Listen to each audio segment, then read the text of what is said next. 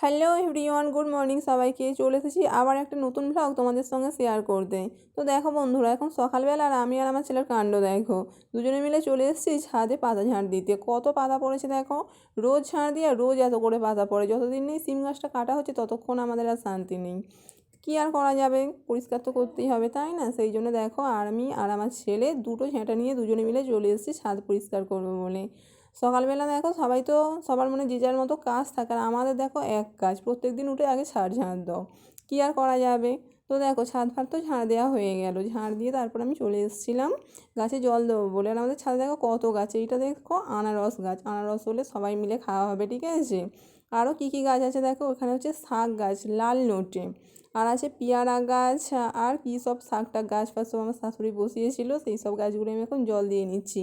কারণ এখন গরম পড়ে যাচ্ছে, ছাদে যা রোদ, দুবেলা জল না দিলে গাছ কিন্তু মরে যাবে। তাই প্রত্যেক দিন আমাকে গাছগুলোতে জল দিতে হয়। আর তারপরে দেখো গাছে তো জল দেওয়া হয়ে গেল। গাছে জল দিয়ে আমি চলে এসেছিলাম ঠাকুরতলাটা মুছতে। তারপর ঠাকুরতলা মুছে জামা কাপড়গুলো কেচে রেখে দিয়েছিলাম, মেলা হয়নি। ভাবলাম যে ছাদটা একটু ঝাড় দিই তারপরে মিলবো, তো সেই কারণেই ছাদ ঝাড় দিয়ে ঠাকুরতলা মুছে এখন জামা কাপড়গুলো ভালো করে মেলে দিচ্ছিলাম। কারণ যা রোদ, একটু পরেই আবার শুকনো হয়ে যাবে, আবার একটু পরেই দেখবে আমাকে তুলতে আসতে হচ্ছে। তো তারপরে দেখো 1 ঘন্টাটা পরেই আমি ছেলেকে স্কুলে দিয়ে এসে দেখলাম যে জামা কাপড়গুলো শুকনো হয়ে গেছে। সেই জন্যে আমি চলে এলাম ছাদে জামা কাপড়গুলো তুলতে। আর জামা কাপড় তো তোলা হয়ে গেল। আর মা হচ্ছে কটা জামা কাপড় ছিল স্নান করে রেখে দিয়েছিল, তো সেইগুলোও নিয়ে চলে এসছে একেবারে মেলবো বলে। এই দেখো মায়ের শাড়িটাও মেলে দিচ্ছি। এইটাও দেখবো যে একটু পরেই, মোটামুটি মিনিট 10 যাবে, তারপরে দেখবো যে শুকনো হয়ে গেছে। আমাকে আবার একটু পরে ছাদে আসতে হবে এই জামা কাপড় কটা তোলার জন্যে। আর তারপরে দেখো জামা কাপড়গুলো শুকনো হয়ে গিয়েছিলো বলে আমি চলে এসেছিলাম আমার রুমে।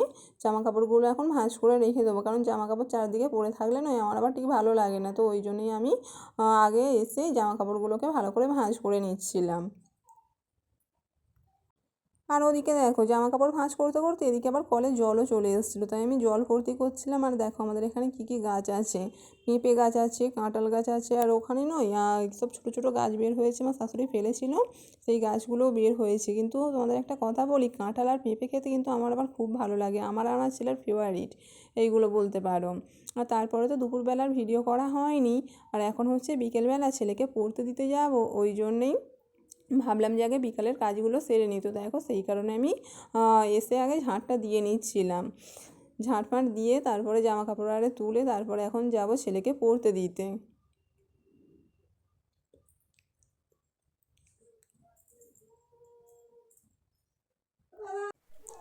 আর এখন দেখো সন্ধেবেলা দেখো আমি ঠাকুরকে সন্ধেটা দেখিয়ে দিয়েছি। আর তারপরে যাবো এখন হচ্ছে রুটি করতে।